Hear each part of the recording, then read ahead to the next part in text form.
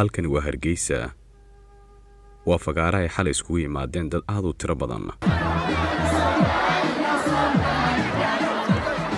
sanad walba marka ay soo dhawaato bisha May Somaliland waa u sanad guuro dabaaldegan waa mid socon doona habeen iyo maalinba inta la gaarayo dhamaadka bisha May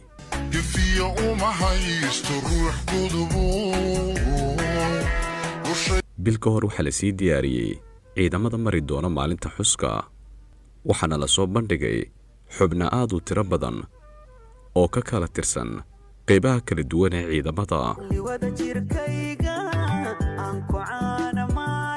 waxaana la sii iibsadaa caalamada sida labiska dharka ciidka oo kale sidoo kalena waxaa la camiraa goobaha cawayska ee habeenkii 18 May waa maalin ay weynayaan reer Somaliland mala jirto dhul ay Soomaalidu degto sidan oo kale xus loo sameeyo qof walba dhankiisa ayuu iska saaraa xil gaar ah sidii loo dareemi lahaa maalinta weynay soo aadan waxaa la sameeyaa heesa muujinaya qiimaha calanka waxaa fagaarayaasha la geeyaa fanaaniin ku hubaysan suugaanta faca weyne Hargeysa ku faanto heesahaasi waxay noqdaan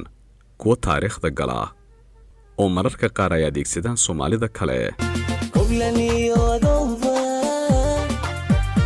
ugu dambeyntii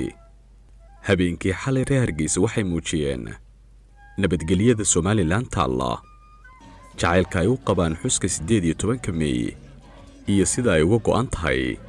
soo bandhigidda cududooda maalintay u aasteeyeen xuska 18 May